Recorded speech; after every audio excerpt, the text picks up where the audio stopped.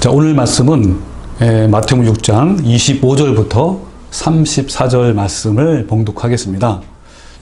말씀을 먼저 봉독하기 전에 이 말씀을 잘 이해할 수 있도록 제가 상황 설명을 잠깐 하겠습니다.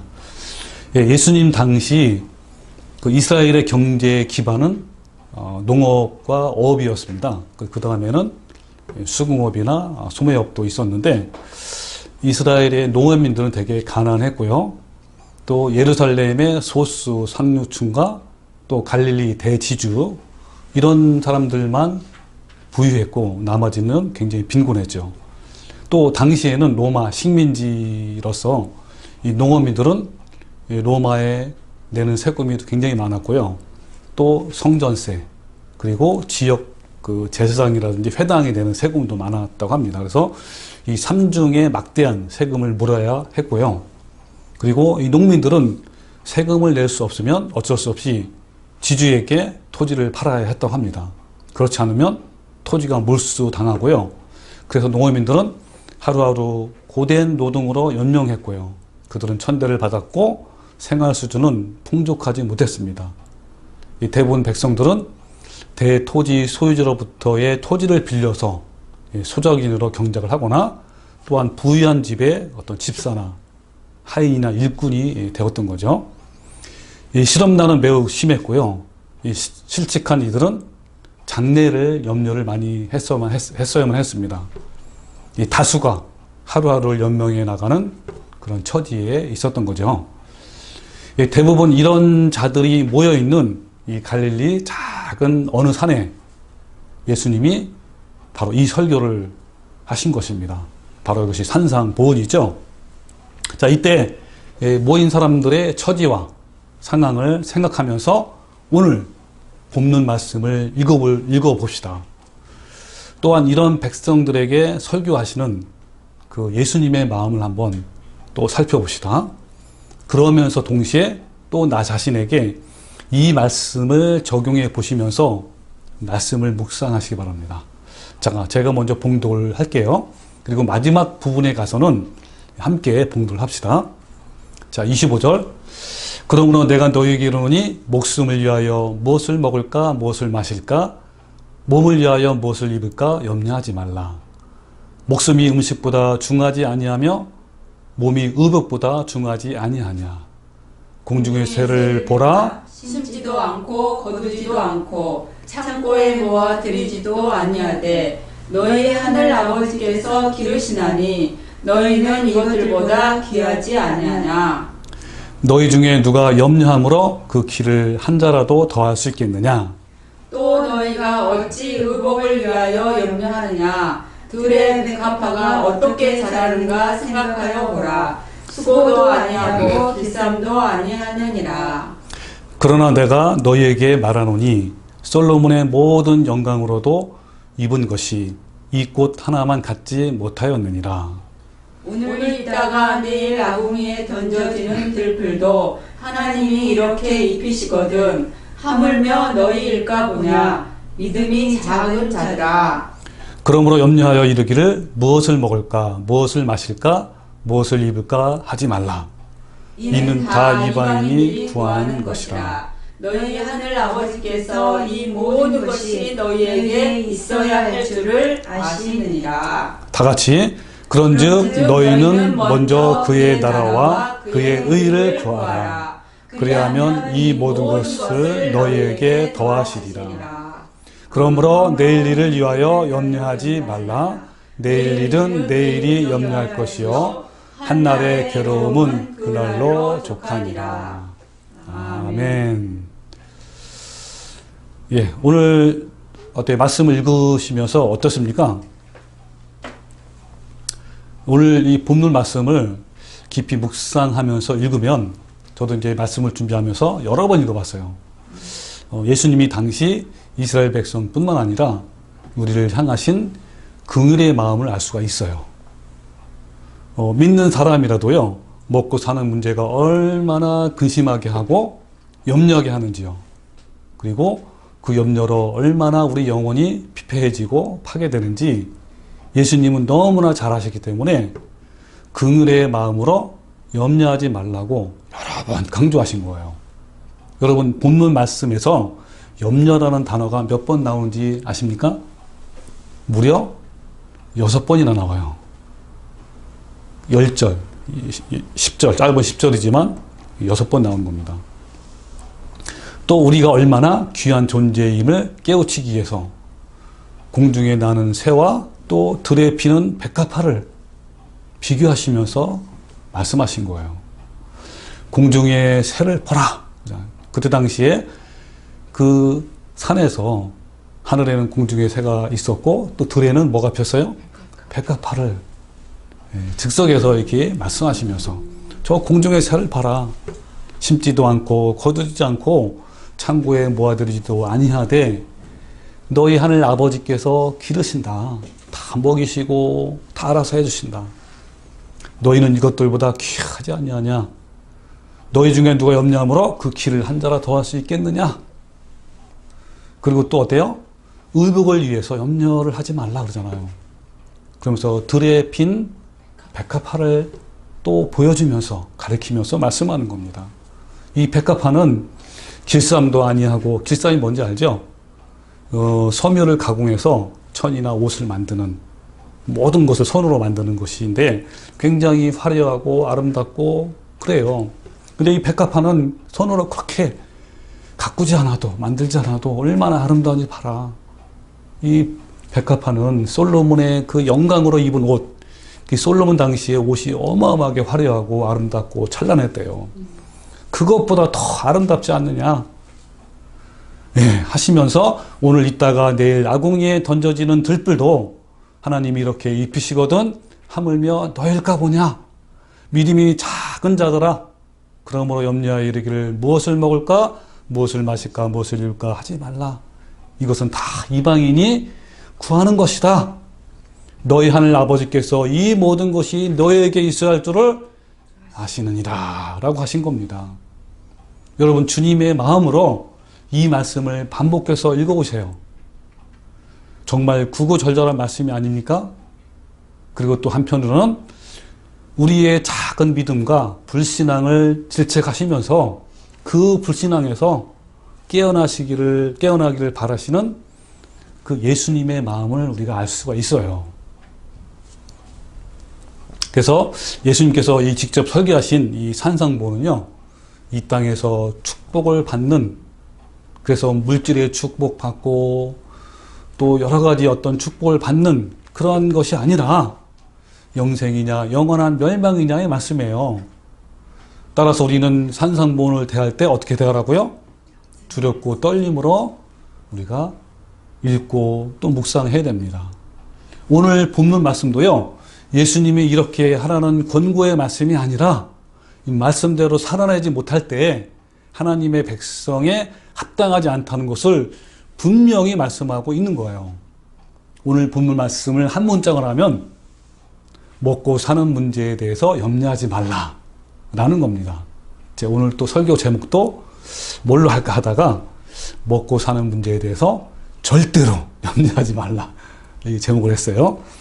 여러분 먹고 사는 문제에 대해서 불안해하고 염려하고 근심한다면 하나님을 온전히 신뢰하지 못한다는 거예요.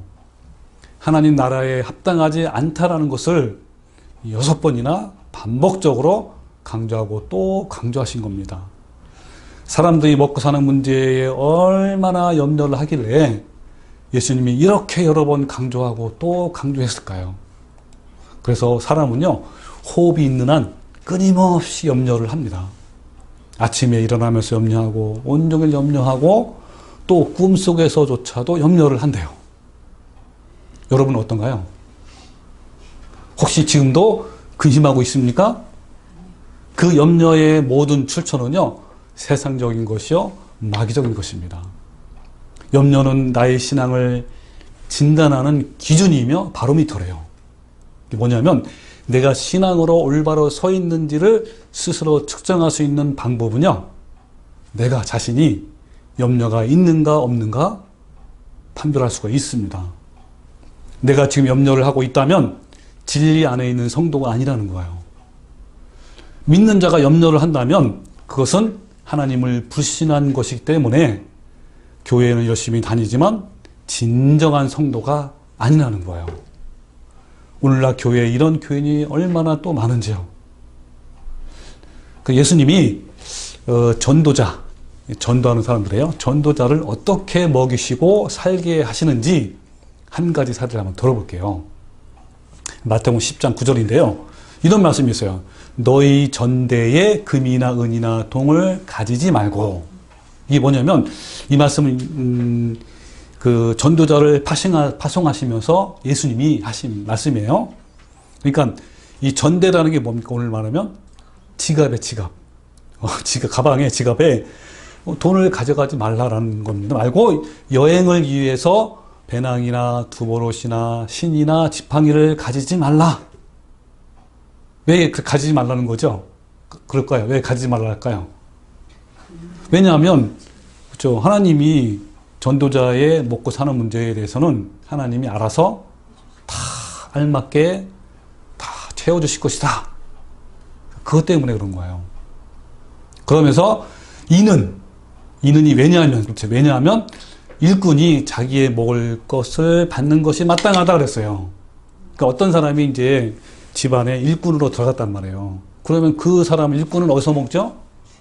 그 집에서 먹잖아요. 일하는 집에서. 마찬가지로 전도자도 마찬가지다. 이걸 비유한 거예요. 그러면서 그 방법을 예수님이 아주 또 좀 더 구체적으로 말씀하세요. 그 다음 구절에 뭐라 하냐면 어떤 성이나 마을에 들어가든지 그 중에 합당한 자를 찾아내어 너희가 떠나기까지 거기서 머물라 그랬어요. 자, 여기서 지금 뭐냐면 어느 성에 들어가든지 그 중에 합당한 자를 만나게 될 것인데 그가 너희를 먹이고 살게 할 것이라고 말씀한 거예요. 그럼 여기서 합당한 자는 뭐냐면 전도자가 복음을 전할 때 복음에 반응하는 자를 말합니다. 즉 마음이 가난해서 늘 복음을 갈망하는 자인데 전도자가 복음을 전할 때 아멘으로 반응하는 자가 있다는 거예요. 전도자는 그의 집에 기거하고 먹고 사는 문제를 거기서 해결하는 거예요. 예수님이 말씀하시는 이 전도의 방법은 오늘날과 많이 다르죠. 예수님은 전도의 방법은 이거예요. 사실은 다른 거 없어요. 여러분 전도의 방법 많죠. 무슨 방법 뭐 여러 가지 많이 있는데 예수님께서 하시는 방법은 이겁니다. 이 말씀은 오늘날 사역자나 선교사들이 먹고 사는 방법에 대해서 깊이 생각하게 하는 말씀이에요. 주님께서는 전도자를 보내시면서 전도에 관한 다양한 매뉴얼을 말씀하신 것이 아니라 오히려 아무것도 염려하지 말고 모든 것을 준비하시는 하나님을 신뢰하고 그냥 가라고 말씀하는 거예요. 그러면 하나님께서 합당한 자를 반드시 붙여줄 것이며 그 집에서 머물고 필요한 것을 채워줄 것이다 라고 한 겁니다. 이 말씀은 전도자뿐만 아니라 모든 성도에게 적용되는 말씀이에요. 우리는 날마다 우리 안에서 강력하게 일어나는 어떤 세상적인 염려와 근심과 싸워야 하는데 특별한 매뉴얼이나 방법이 있는 것이 아닙니다. 그러나 사람들은 먹고 사는 문제를 해결하기 위해서 끊임없이 다양한 방법을 찾고 있어요. 이런 과정에서 사람들이 많은 염려를 하게 되고 또 탐욕이 탐욕을 부르면서 많은 부정부패가 일어나는 거예요. 그러나 주님은 먹고 사는 것에 그렇게 아둥바둥할 필요가 없다고 말씀하는 겁니다. 내가 너희를 가장 선한 길로 인도할 것이니까 그냥 신뢰하면서 살면 된다. 그냥 사는 거예요. 그러나 우리는 계속 의심하고 염려를 하죠. 이스라엘 백성들이 광야에서 메추라기 고기를 먹고 그 고기가 이빨 사이에 끼어 있는 순간에도 내일 먹을 것을 염려하면서 욕심을 내잖아요. 밥을 먹고 있으면서도 내일 먹을 양식을 위해서 걱정하는 것이 바로 우리 인간입니다. 이런 사람이 교회 열심히 다니는 교인이라면 그것은 믿는 자가 아니라 불신자예요. 우리가 싸워야 할 적은요, 마음속에 올라오는 염려. 염려는 곧 불신앙입니다. 이거를 이제 수학적으로 하면 염려 이꼬로, 그래서 염려 이꼬로 불신앙. 그러니까 내가 염려한다는 것은 불신앙, 믿지 않는다는 거죠. 여러분, 지난주 설교 말씀처럼 이 시대의 우상은 돈이며 만몬이에요. 하나님과 재물을 겸하여 섬기는 만몬교 교인들이 매우 많습니다. 여기서 재물을 헬라어로 뭐라고 했죠? 지난번에 만모나스. 한마디로 말하면 만몬. 하나님을 섬기면서 부와 성공과 번영과 소유를 중요시하고 거기에 마음을 빼앗기는 것을 말합니다. 그렇다면 자신이 하나님과 재물을 겸하여 섬기는지 아닌지를 알 수 있는 방법이 뭐라고 그랬죠? 아까도 얘기했지만 그것은 현재 자신이 재물과 소유 등의 문제로 염려를 하고 있다면 자신이 재물을 겸하여 섬기고 있다는 것이 증명이 되는 거예요. 굉장히 간단해요. 여러분, 내가 과연 하나님을 잘 믿고 있는지 그렇지 않는지를 체크하는 방법, 이거 먹고 사는 문제 때문에 염려하고 있는지 없는지 그거를 보면 본인이 알 수 있어요. 자, 또한 내가 가지고 있는 소유를 지금 내려놓을 수 있는가 없는가를 통해서도 알 수 있습니다. 만약 내가 가진 소유를 내려놓을 수 없는 마음의 상태라면 참 성도가 아니라는 것이죠. 만몬의 마음이 빼앗기고 극복하지 못하면 세 가지 치명적인 단계를 겪게 된다고 우리가 지난주 설교에서 제가 말씀을 드렸는데 생각납니까? 1단계는 뭐라 그랬죠? 마음을 빼앗깁니다, 먼저. 그래서 21절에 내 보물이 있는 곳에는 내 마음도 있느니라 그랬잖아요. 교회는 다니지만 많은 교인들이 돈의 마음을 빼앗기고 있어요. 앞으로 다가올 노후에 어떻게 먹고 살 것인가 염려하고 있는 거예요. 우리는 이 땅에 잠시 머물고 있는 뭐라 그랬죠? 나그네이며 외국인이에요. 나그네의 마음과 소망은 오직 이 땅이 아니라 하나님 나라에 있는 것입니다. 그래서 이 땅에서의 향락과 재물에는 별 관심이 없어요. 그냥 현재 있는 것에 만족하며 그 상황에 맞게 감사함으로 사는 자가 나그네예요. 자신이 지금 재물 때문에 불안해하고 마음이 빼앗기고 있다면 급히 회개하고 돌이키기 바랍니다. 그래서 다시 하나님께 소망을 두시기 바랍니다. 마음은 행복과 편안이 결정되는 장소입니다. 이런 마음이 돈에 빼앗기면 귀한 것들을 빼앗기는 거예요. 자, 두 번째 단계. 만몬의 마음이 빼앗기게 되면 이번에는 두 번째 단계는 영혼의 빛을 빼앗기는 거예요. 그래서 22절에 눈은 몸의 등불이니 그러므로 내 눈이 성하면 온 몸이 밝을 것이요 눈이 나쁘면 온 몸이 어두울 것이니 그러므로 내게 있는 빛이 어두우면 그 어두움이 얼마나 더하겠느냐? 이게 뭘 말하죠? 마치 육신의 눈이 그죠? 밝지 않아서 시력이 좋지 못하면 모든 것이 불편한 것처럼 마찬가지로 어때요? 영적인 눈이 만몬에 어두워지면 모든 것이 다 영향을 미쳐요. 나쁘게. 영혼, 몸, 모든 인격 그리고 육신적인 건강이나 정신적인 건강까지 다 미칩니다. 영적으로도 혼미해져서 진리를 올바르게 분별하지 못하고 어떤 신비주의나 거짓 교리에 잘 빠지게 됩니다. 성경 말씀보다 잘 알지 못해요. 계속 탐심에 눈이 어두운 것이 되는 거죠. 그러다 결국 3단계에 올라가면 만몬의 마음이 빼앗기면 3단계에서는 결국 하나님을 잃어버리게 돼요. 그래서 24절에 한 사람이 두 진을 섬기지 못한다. 너희가 하나님과 재물을 겸하여 섬기지 못한다라고 결론을 짓는 거예요. 그러니까 누구든지 두 진을 절대로 섬기지 못합니다. 2단계에서는요, 이 3단계에서는 하나님과 재물 중에 하나를 선택해야 하는데 3단계까지 오게 되면 대부분 재물과 겸하여 섬겨 되어 있어요. 교회는 열심히 나가지만 재물을 겸하여 섬기기 때문에 하나님의 백성이 절대로 될 수 없는데 많은 교인들이 여기에 해당이 된다는 거죠. 많은 교인들이 만물을 추구하면서도 나는 돈의 노예가 아니고 또 재물을 겸하여 섬기지 않는다고 또 말을 해요. 그러면 먹고 사는 문제에 대해서 우리가 어떻게 살아야 하는가요? 한번 생각해 보세요. 어떻게 하면 이 먹고 사는 문제에 대해서 염려하지 않고 살 수 있을까요? 아까 얘기했죠? 그냥 살면 돼요. 하루하루 인도하시는 그렇죠. 열려주는 하루하루 인도하는 대로 그냥 사는 거예요. 그래서 25절에 그러므로 내가 너에게 이르노니 목숨을 위하여 무엇을 먹을까 무엇을 마실까 몸을 위하여 무엇을 입을까 염려하지 말라. 목숨이 음식보다 중하지 아니하며 몸이 의복보다 중하지 아니하느냐. 아마 저 공중에 나는 새를 가리키면서 공중의 새를 보라. 공중의 새를 보라. 공중의 새는 어때요? 음식을 쌓아놓지도 아니하고 그때그때 먹이를 구해서 먹는 거예요. 그냥 먹고 사는 문제로 아무 염려를 하지 않는다는 거죠. 왜 그럴까요? 왜냐하면 말씀 그대로 하나님이 그냥 먹고 키우시는 거예요. 먹여주고 키우시는 거예요. 여러분, 우리도 마찬가지예요. 우리가 염려를 하지 않아도 하나님께서 먹고 사는 문제를 해결해 주실 것입니다. 여러분, 이것을 우리는 신뢰를 하는 거예요. 그냥 신뢰하는 거예요. 28절에는 또 너희가 의복을 위하여 어찌 염려하느냐? 그러면서 들의 백합화를 한번 봐라.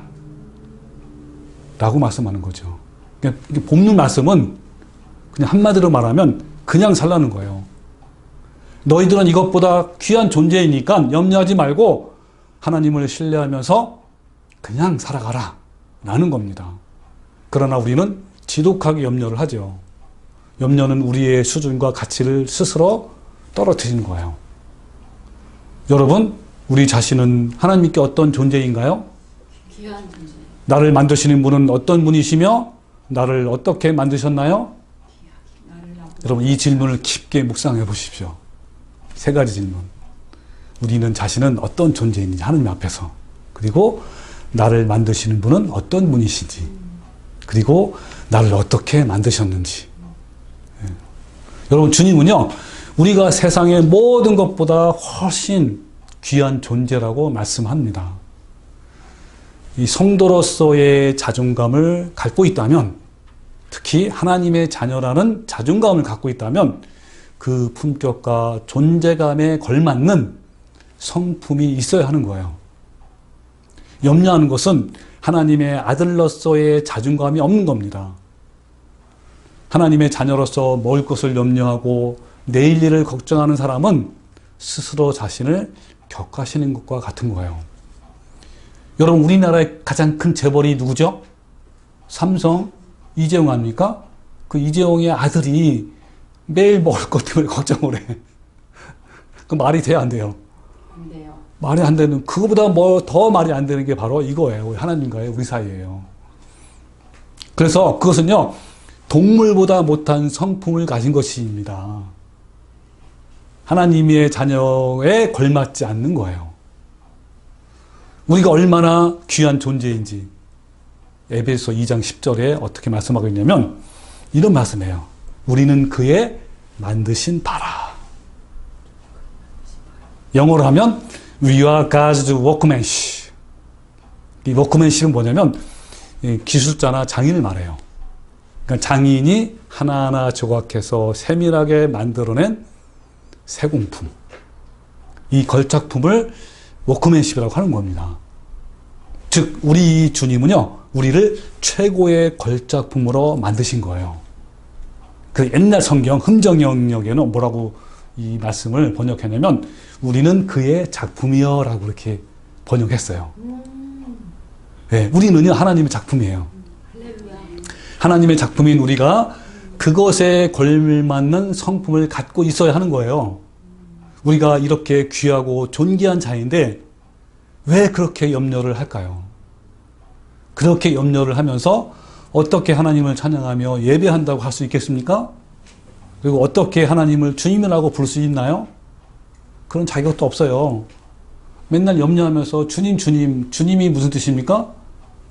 나의 모든 걸 주장하시고 책임지는 것이 주님 아닙니까? 근데 그러면서도 본인은 염려하고 있는 거예요. 여러분, 어떻게 천국에 갈 수 있다고 하나요? 염려하면서. 여러분, 혹시 단편 소설인데, 진의 이야기가 들어봤어요? 진해? 개미와 진해. 이건 뭘 말하냐면, 진해가 다리가 얼마나 많은지 아세요? 적게는 30개에서 300개라고 합니다. 그런데, 그렇게 많은 이제 다리를 갖고 있잖아요. 근데 하루는 이 개미가 이제 그 지네가 걸어가는 걸 보는 거예요. 얼마나 질서정연하게 걸어가는지. 그러면서 개미는 어떤 의문이 들었냐면, 아니 나는 6개의 다리밖에 없어서, 그러니까 개미는 다리가 6개란 합니다.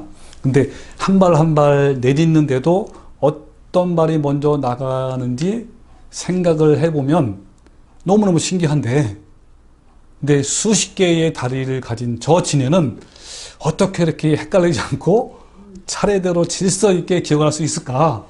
라는 의문이 생긴 거예요, 개미가. 그래가지고 개미가 이제 너무 신기하니까 그걸 물어본 거예요, 지네한테. 근데 이 개미의 질문에 이 지네는 굉장히 난감한 거예요. 왜냐하면 한 번도 자신이 자신의 발 중에 어떤 발이 먼저 나가고 뒤에 나가는지 생각해보지 않았기 때문에 그냥 걸어간 거죠. 그냥 자연스럽게. 그저 마음먹은 대로 자연스럽게 발을 움직였기에 그냥 다닌 거예요. 이 개미의 질문을 받은 지네는 이제 비로소 그 이유를 한번 생각을 하기 시작한 거야. 고민하면서. 야, 도대체 왜 이렇게 잘 걸어가? 과연 내가 어떤 발을 먼저 움직이고 있는 것일까? 이 발일까? 저 발일까? 아니면 이 발인가? 막 이렇게 생각하기 시작하자 불행히도 그 지네는 더 이상 움직일 수 없었다고 그래요. 갑자기 다리가 마비가 된 것처럼 움직이지 못한 거예요. 여러분, 우리는요, 이 지네의 이야기를 통해서 지혜를 얻어야 합니다. 우리도 생각이 많으면요, 염려하게 되고 신앙의 길을 갈 수가 없어요, 더 이상. 우리는 지네처럼 그냥 자연스럽게 살면 되는 거예요. 내일을 염려하지 말고 진리를 따라. 예수님이 말씀했잖아요. 그냥 따라가면 되는 거예요. 사업을 하든 장사를 하든 직장을 생활을 하든 그냥 하나님께서 열어주시는 만큼 일하면서 돈을 벌면서 그만큼 자족하면서 먹고 살면 되는 겁니다. 더 욕심을 낼 필요도 없고 또 적다고 염려하거나 불평할 필요도 없는 거예요. 그냥 살아가는 거예요. 누구처럼? 지네처럼. 그러면 자연스럽게 하나님의 이끄시는 가운데 아무 염려 없이 지네처럼 한 발자국씩 그냥 걸어갈 수 있다는 겁니다. 그런데 염려를 하게 되면 아까 지네처럼 우리의 가치관이 막 혼돈돼요. 믿음이 무너지게 됩니다.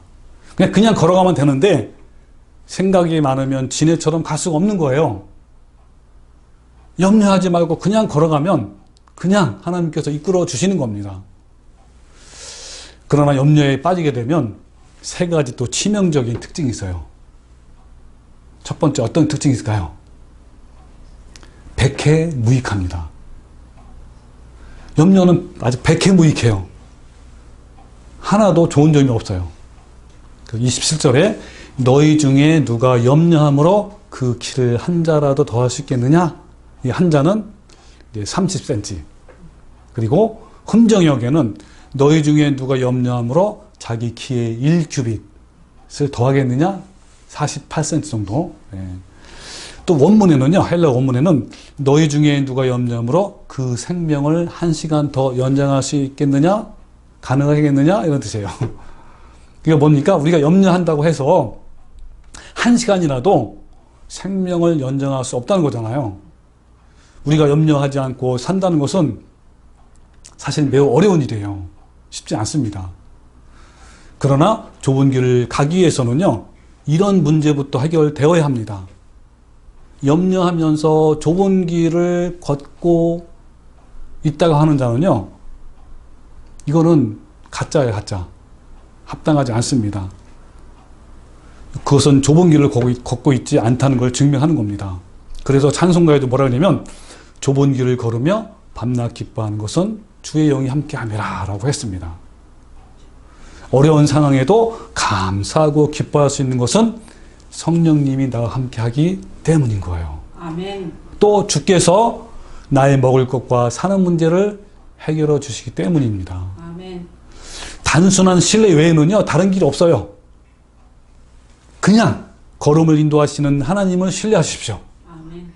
현재 상황에 자족하면서 그냥 걸어가십시오.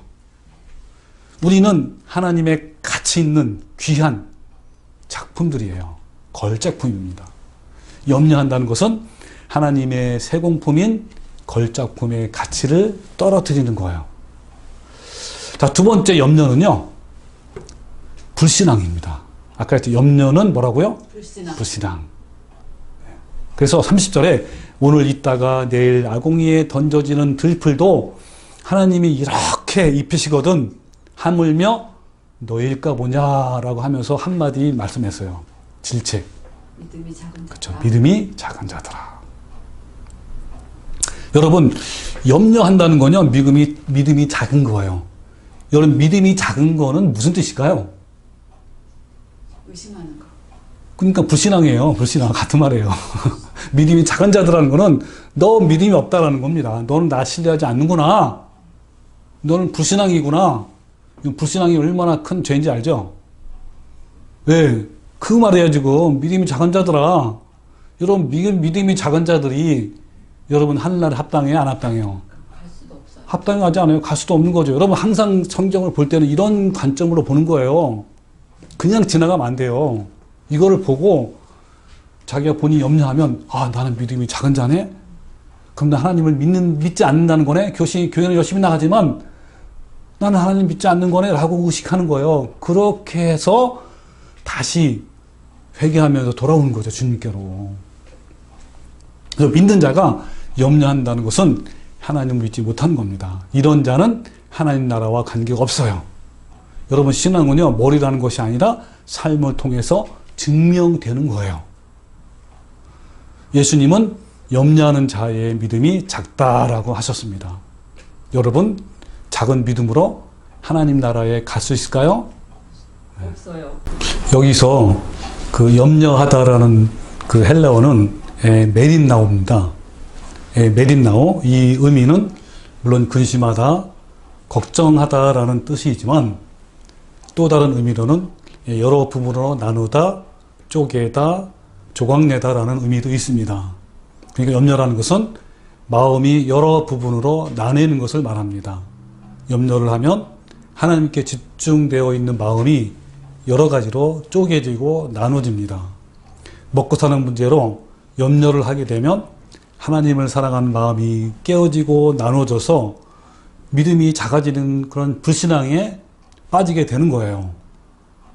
염려에 빠지면 천국을 향한 마음과 하나님에 대한 믿음이 나누게 되어서 육신의 정욕에 사로잡히기 일쑤입니다.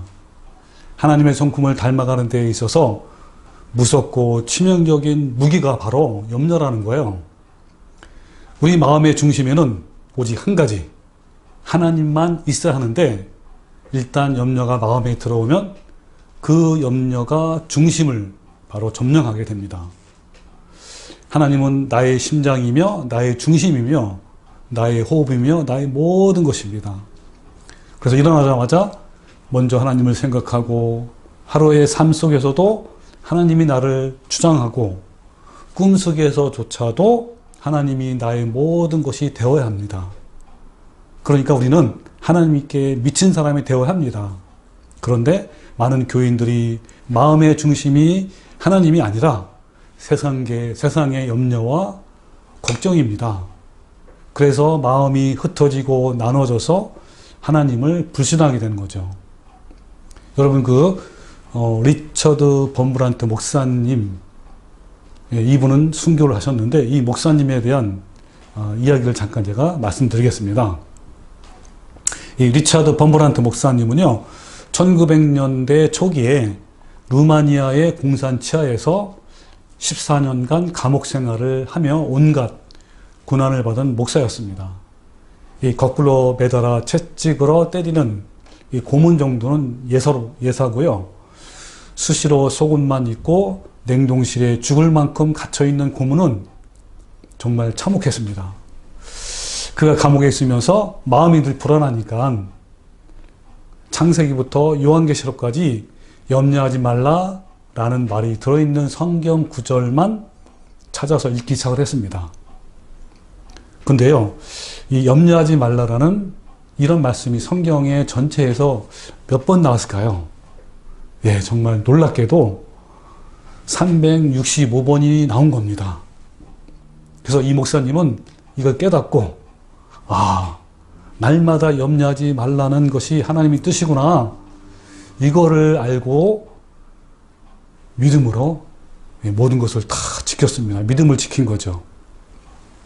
여러분, 오늘 본문 말씀에서도요, 염려하지 말라는 메시지가 몇 번 나온다고 그랬죠? 예, 6번 나옵니다. 신앙에 있어서 염려가 얼마나 치명적이면 예수님께서 친히 6번이나 강조했겠습니까? 바울이 감옥에서 기록한 성경을 옥중서신이라고 합니다. 근데 바울은 감옥에 있으면서 불안해하고 염려하면서 살았을까요? 예, 바울은요, 차디찬 로마 감옥에서 오히려 그 빌립보 성도들에게 편지를 써서 기뻐하고 기뻐하며 또 기뻐하라고 격려합니다. 비록 바울이 감옥에 갇혀 있으면서 많은 어려움과 고난이 있었지만 바울 자신은 하나님으로 말미암아 기뻐한다라고 말하면서 너희들도 이와 같이 하나님을 신뢰함으로 기뻐하라고 무려 몇 번이나 말씀했는지 아십니까? 예, 바로 16번이나 말씀하고 있습니다. 그래서 빌립보서 2장 17절에 보면 만일 너의 믿음의 재물과 섬김 위에 내가 나를 전제로 드릴지라도 나는 기뻐하고 너희 무리와 함께 기뻐하리니 이와 같이 너희도 기뻐하고 나와 함께 기뻐하라 그럽니다. 여러분, 이 한 문장에 기뻐하라는 말씀이 몇 번 나왔습니까? 예, 무려 4번이나 나왔습니다. 그 3장 1절에 그처럼 나의 형제들아 주 안에서 기뻐하라. 예, 주님 안에서 기뻐하라. 자, 이 사도 바울의 말씀입니다. 서신서예요. 그리고 4장 4절에 주 안에서 항상 기뻐하라. 내가 다시 말하노니 기뻐하라. 예, 여러분, 바울이 이 기쁨은 어디서 오는 걸까요? 기쁨의 근원은 어디인가요? 여러분, 우리는 무엇으로 기뻐하고 있습니까? 우리가 바울과 같은 상황이라면 우리도 이와 같이 기뻐할 수 있을까요? 만일 우리가 어렵고 힘든 상황에서 바울처럼 기뻐하지 못하면 자신이 과연 좁은 길을 가는 것인지 의심을 해봐야 합니다. 스스로 점검을 해야 되는 거예요. 바울은 좀 특별하니까 그럴 수 있어 라고 말할 수 있을까요? 예, 전혀 그렇지 않습니다. 우리는요, 바울이 믿었던 동일한 하나님을 믿고 있는 거예요. 현재 우리가 당하고 있는 어려운 상황과 먹고 사는 문제 때문에 힘들어하고 염려하고 걱정을 하고 있다면 믿음이 작은 자로서 불신앙에 해당이 됩니다. 그 길에서 빨리 회개하고 돌이켜서 여러분, 그 진리의 길을 빨리 걸어가야 합니다. 그 다음에 세 번째는요, 염려는 하나님 나라와 의를 파괴합니다. 33절에 그런즉 너희는 먼저 그의 나라와 그 의를 구하라. 그리하면 이 모든 것을 너희에게 더하시리라. 그랬습니다.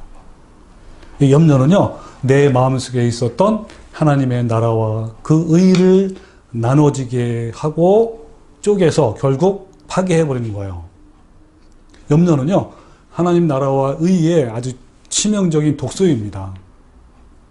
여기서 그의 의를 구하라 할 때 구하라라는 것은 이것을 원문으로 해석을 하면요, 그냥 구하는 정도가 아니라 오로지 열정적으로 갈망하는 것을 말합니다. 그러니까 하나님 나라와 하나님의 의를 구하라는 것은 열정적으로 갈망하라라는 뜻인 거예요. 그러면 여기서 하나님의 나라를 갈망한다는 것은 바로 무엇이죠? 예, 여러분, 하나님 나라가 어떻게 이루어집니까? 그것은요, 내 안에 있는 불신앙이 다스려지고 통치되어서 하나님의 성품이 내 안에서 온전히 이루어진 것을 말합니다. 그럴 때 이것을 갈망하는 것이 바로 하나님 나라를 갈망하는 거예요. 그러면 하나님의 의를 갈망하는 것이 뭡니까? 바로 이것은 예수님의 삶처럼 사는 것을 말합니다. 이 예수님처럼 사는 것을, 삶을 사는 것을 갈망하는 것이죠. 너희에게 더하시리라, 여기에서 더한다는 것은 우리의 필요를 더해준다는 말이 아니에요. 즉 이것은요, 하나님 나라 의를 구하면 재물이나 건강이나 좋은 직업 등 먹고 사는 것들을 더 많이 주신다는 것을 의미하지 않습니다. 여기서 더한다 라는 뜻은 목적에 알맞게 주는 것을 말합니다. 즉 하나님의 성품을 이루는데 불필요한 것들은 빼고 필요한 것들을 적당하고 알맞게 준다는 것을 의미해요. 자, 그러니까 33절, 너희는 먼저 그의 나라와 그 일을 구하라. 그리하면 이 모든 것을 너에게 더하시리라. 자, 이 말씀을 자, 한번 의역을 해볼게요. 지금까지 살펴본 대로 한번 의역을 하면 이런 거죠. 너희는 하나님의 통치, 이 통치는 하나님의 성품과 같습니다. 너희는 하나님의 통치 성품과 예수님과 같은 삶을 갈망하고 이루라. 그리하면 너희가 먹고 사는 문제에 대해서는 내가 적당히 알아서 줄 것이다 라는 뜻이에요. 자, 다시 한번 자, 의역을 해볼게요. 너희는 하나님의 통치, 즉 하나님의 성품과 예수님과 같은 삶을 갈망하고 이루라. 그리하면 너희가 먹고 사는 문제에 대해서는 내가 적당히 알아서 줄 것이다 라는 것이 바로 이 말씀의 의미입니다. 여러분, 우리는요 언제든지 내 소유를 내려놓을 수 있어야 합니다.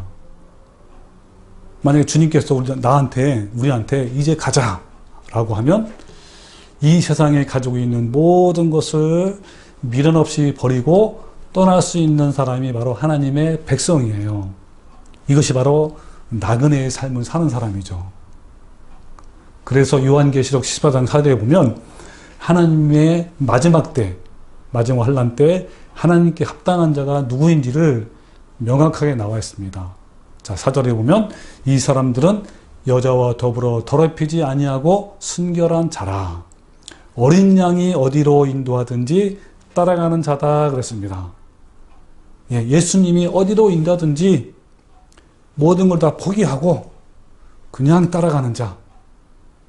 거기에 염려하거나 걱정하거나 불평하는 것이 아니라 그냥 믿고 신뢰하면서 따라가는 자라고 했습니다. 그리고 하나님과 어린 양에게 속한 자들이니 그 입에 거짓말이 없고 흠이 없는 자들이다 그랬습니다. 여러분, 우리는 지금 당장 이렇게 할 수 있겠습니까? 우리가 가진 모든 것을 포기할 수 있나요? 그래서 야고보서 4장 4절에 누든지 세상과 벗이 되고자 하는 자는 스스로 하나님과 원수가 되는 거다 그랬습니다. 세상과 벗이 되는 자는 누구든지 되고자 하는 자는 하나님과 원수가 된대요. 여러분, 세상을 사랑하는 것과 세상이 벗이 되는 것과는 같은 말입니다. 그러니까 세상을 사랑하고 벗이 된다는 것과 또 그 말은 세상 때문에 염려하는 것은 똑같은 의미예요. 그러니까 세상을 사랑하게 되면요 반드시 염려는 따라오게 되어 있습니다. 세상을 사랑하고 또 세상 때문에 염려하는 자는 하나님을 절대로 따라갈 수가 없어요. 염려하고 있다는 것은 현재 바로 하나님과 원수가 된 상태입니다. 왜냐하면 염려하고 있다는 것은 세상과 벗을 하고 있다는 것이죠. 세상을 사랑하는 것과 같은 것이기 때문입니다. 그래서 요한일서 2장 15절에 이 세상이나 세상에 있는 것들을 사랑하지 말라. 누구든지 세상을 사랑하면, 그렇죠. 세상을 사랑하면 그 뜻이 뭐라고요? 염려하면 그런 뜻이에요. 세상 때문에 염려하면 아버지의 사랑이 그 안에 있지 아니하다 그렇습니다. 여러분, 아버지의 사랑을 다른 말로 표현하면 뭐죠? 바로 성품이죠. 아버지의 성품. 예수님의 성품이 그 안에 있지 아니한다 그렇습니다. 이는 세상에 있는 모든 것이 육신의 정욕과 안목의 정욕과 이생의 자랑이니 다 아버지께로부터 온 것이 아니요 세상으로부터 온 것이라 그랬습니다. 세상을 사랑하기 때문에 세상을 염려하는 거예요. 먹고 사는 문제 때문에 염려하는 것은 아버지의 사랑이 그 안에 있지 않다는 것을 증명하는 겁니다. 세상 것을 버리게 되면 하나님 것을 얻게 되어 있어요. 반대로 세상 것을 움켜잡으면 하나님의 좋은 은사들을 얻을 수가 없습니다. 그래서 이거 두 가지의 선택은요, 우리가 날마다 싸워야 하는 치열한 전쟁이에요. 그래서 히브리서 12장 1절에 보면 이러므로 우리에게 구름같이 둘러싼 허다한 증인이 있다 그랬습니다. 여러분, 허다한 증인을 다른 말로 표현하면 허다한 많은 순교자가 있다는 겁니다. 있으니 모든 무거운 것과 얽매기 쉬운 죄를 벗어버리라 그랬습니다. 여기 모든 무거운 것과 얽매기 쉬운 죄를 벗어버린다는 말을 여러분 오늘 말씀과 관련하면 어떤 말씀일까요? 예, 이것은 이런 말입니다. 여러분, 세상의 풍요나 복을 버리십시오. 근데 여러분, 많은 목회자들이 세상에서 물질의 복을 받으려고 하지만 그 물질은 우리를 탐욕으로 그리고 염려로 이끌어서 파멸하도록 합니다. 그러니까 뭡니까? 이런 거를 벗어버리라는 거예요. 세상의 풍요를 얻고 싶고 세상의 복을 받고 싶어하는 그 마음, 거기에 얽매이는 거, 그것이 바로 얽매이기 쉬운 것고 그리고 죄입니다. 이것을 벗어버려라 그런 거예요. 그리고 인내로서 우리 앞에 당한 경주를 하며 믿음의 주요 또 온전케 하시는 예수님을 바라보자 그랬습니다. 여러분, 예수님을 바라보십시오. 그리고 너희가 피곤하여 낙심하지 않게 하기 위하여 죄인들이 같이 자기에게 고약한 일을 참으신 일을 생각하라.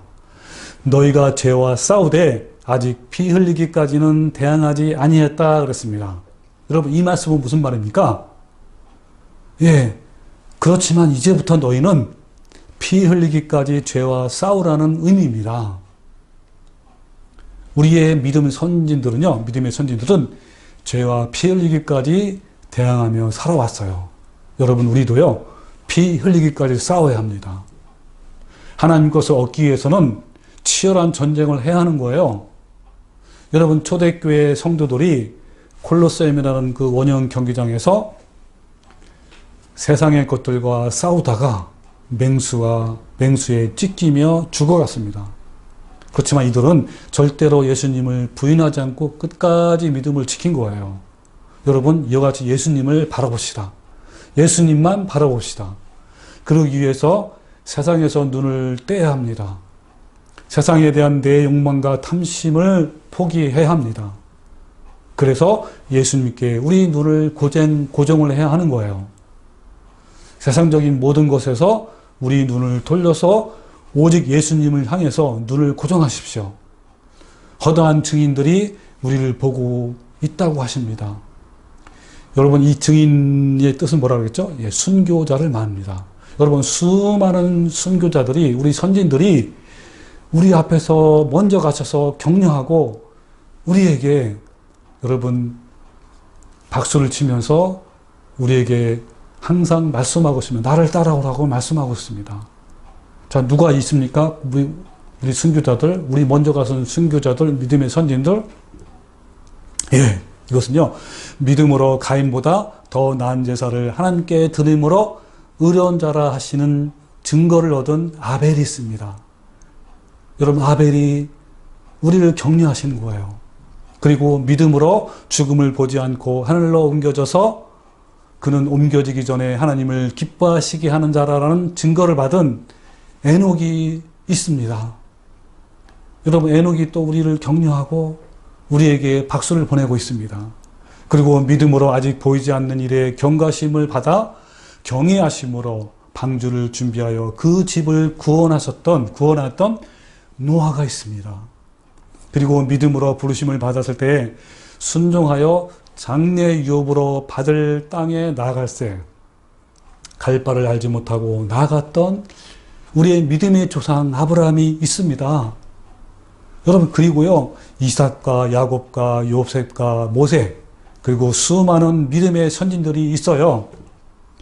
여러분, 이분들이 우리에게 먹고 사는 것에 염려하지 말고 믿음으로 세상을 이기라고 말씀하고 있고 격려하고 있고 우리에게 박수를 보내고 있습니다. 여러분, 이런 믿음의 선진들에게 특징이 하나 있어요.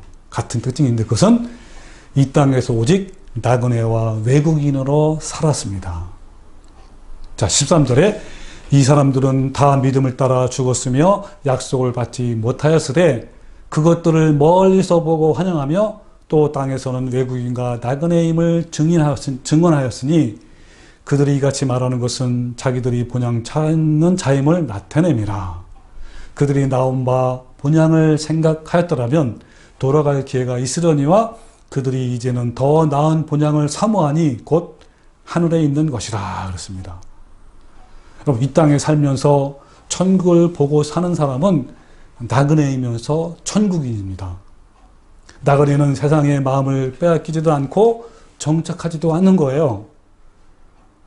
나그네는요, 항상 위를 향해 시선이 고정되어 있습니다.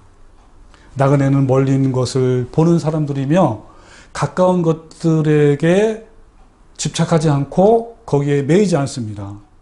나그네가 아닌 사람들은요, 앞에 있는 것을 보며 앞에 있는 것에 집착하는 사람들이에요. 여러분은 나그네입니까? 아니면 이 세상에 집착해 있는 상태입니까? 여러분, 1세기 초대교회 문서에 그 많은 제자들의 이름 앞에 공통적인 그 단어가 붙여 있습니다. 그 단어가 헬라어로는 디테니오스입니다. 디테니오스. 자, 이 디테니오스가 모든 이름 앞에 붙어 있는데, 예를 들면 이런 거죠. 디테니오스 베드로, 그 다음에 디테니오스 요한. 이런 식으로 이런 사도들이나 제자들 앞에 이렇게 붙여 있습니다. 이런 단어가. 그럼 이 디테니오스는 무슨 뜻이냐면 결코 염려하지 않는 사람이란 뜻이에요. 그러니까 결코 염려하지 않는 베드로, 또 결코 염려하지 않는 요한, 이런 뜻이에요. 여러분, 이것은요, 이 시대에 우리에게도 붙여야 할 명칭이 아닙니까? 네, 저도 한번 붙여볼게요. 디테니오스 권순현. 예, 결코 염려하지 않는 권순현, 이런 뜻이에요. 여러분도 한번 이렇게 한번 외쳐보세요. 디테니오스 누구누구. 예. 여러분, 이제 마지막으로 이 짐 엘리엇이라는 선교사 이야기를 하고 마치겠습니다. 여러분, 짐 엘리엇 이 선교사를 아시는 분들이 많이 있습니다. 이 짐 엘리엇은요, 미국 교회의 선교사인데 에콰도르에 있는 원주민을 선교하려다가 죽창에 찔려 순교하셨어요. 그 짐 엘리엇은 힐튼 대학교에 진학을 했는데 대학교를 다니는 동안 선교를 위해서 생애를 바치겠다고 작정을 했습니다. 이 힐튼 대학에서 수석을 졸업한 후에 1952년 봄에 짐 엘리엇을 포함한 5명의 그 선교사들은 선교를 위해서 에콰도르에 드디어 도착했습니다. 그들은 곧바로 멀리 떨어진 아우카조기에게 복음을 전하기 위해서 경비행기를 타고 아마존 정글로 들어갔습니다. 그런데 이 아우카족은요, 수백 년 동안 자신의 부족을 찾아온 외부인들을 무조건 죽여왔던 잔인한 부족이에요. 그래서 짐 엘리엇을 포함한 5명의 선교사들도 역시 그들에 의해서 죽창에 찔려 순교를 당했어요. 근데 그때 나이가 바로 29세 젊은 청년이었습니다. 짐 엘리엇의 아내 엘리자벳은 남편이 순교한 지 2년 후에 그녀 역시 목숨을 걸고 남편이 이루지 못한 예수님의 복음을 전하기 위해서 어린 딸 벨러리를 데리고 함께 아마존 정글로 아우카족을 찾아갔습니다. 근데 다행히도요, 이 아우카족은 여자는 죽이지 않는 것을 전통으로 지켜왔기 때문에 이 짐 엘리엇의 아내는 아우카 부족을 끈질기게 복음을 전해서 마침내 그 부족 전체가 바로 하나님의 말씀을, 하나님의 복음을 받아들였다는 그러한 선교의 이야기입니다. 여러분, 근데 이 짐 엘리엇이 이 선교를 떠날 때 어떤 말씀을 남겼냐면 이런 말을 남겼습니다. 영원한 것을 얻기 위해 영원하지 않는 것을 버리는 자는 바보가 아니다. 네, 이런 말을 남겼습니다. 그리고 여러분, 이 짐 엘리엇이 왜 이렇게 말을 했냐면요. 이 짐 엘리엇은 대학을 수석으로 졸업했고, 그리고 그의 앞날이 너무나 창창했습니다. 근데 그걸 다 포기하고 저 원주민한테 선교하러 간다니까 주위에 있는 사람들이 짐 엘리엇을 향해서 저 사람은 참 바보다, 미련하다, 어리석다 이렇게 한 거예요. 그래서 이 말씀을 한 거죠. 영원한 것을 얻기 위해 영원하지 않는 것을 버리는 자는 바보가 아니다 라고 한 겁니다. 그리고요, 짐 엘리엇은 젊은 나이에 에콰도르에 있는 원주민에게 선교하러 간다고 했을 때 그의 부모님이 역시 크게 반대를 했는데, 그때 짐 엘리엇이 선교를 떠나면서 염려하고 걱정하시는 부모님께 쓴 편지가 있습니다. 제가 그 내용을 한번 읽어드리겠습니다. 제가 남아메리카로 떠난다는 말에 슬퍼하지 마십시오. 주님께서는 그의 제자들에게 하나님 나라에 합당한 자가 되며 그를 따르려고 하면 자기와 관계된 사람들이 아무것도 아닌 것처럼 여겨야 한다고 말씀하셨습니다. 이것은 가족과의 연대도 포함합니다. 이 말은 이런 뜻이에요. 여러분, 그 누가복음 14장 26절에 이런 말씀 있잖아요. 무릇 내게 오는 자가 자기 부모와 처자와 형제와 자매와 더욱이 자기 목숨까지 미워하지 아니하면 능히 내 제자가 되지 못한다는 말씀이 있고요. 또 마태복음 10장 30절에 어머니나 아버지나 나보다 더 사랑하는 자는 내게 합당하지 아니하고 아들이나 딸을 나보다 더 사랑하는 자도 내게 합당치 아니한다라는 말씀을 가지고 한 겁니다. 계속 읽어볼게요. 사실 주님은 우리가 그분의 요청을 따르는데 장애가 된다면 우리 자신과 아무리 가까운 사이라도 미워해야 할 것을 말씀하셨습니다. 부모님, 아들과 헤어지는 일 때문에 슬퍼하는 것이 아니라 하나님의 뜻이 이루어지는 것으로 기뻐하십시오. 시편 기자가 자녀들에 대하여 기록했던 구절들을 상기해 주십시오. 그는 자녀들이 하나님께로부터 받은 유산이며 모든 사람들은 그 전통에 화살이 가득 찬 것과 같이 많은 자녀를 기뻐해야 할 것이라고 말했습니다.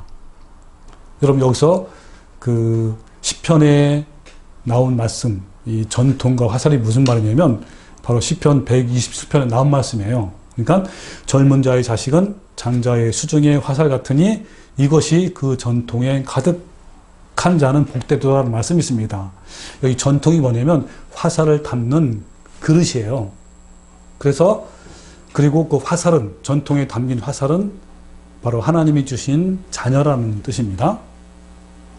자, 또 이렇게 읽겠습니다. 그렇지만 생각해 보십시오. 자녀들은 왜 전통에 들어있으며 하필이면 화살이라고 하겠습니까? 쏘아 보내지 않을 것이라면 무엇을 위한 화살이겠습니까? 그러니까 이 전통의 화살만 그대로 꽂혀 있으면 아무런 의미가 없다는 거죠. 그 부모님은 그 전통에 있는 화살을, 즉 자녀를 밖으로 쏘아야 된다는 것을 의미합니다.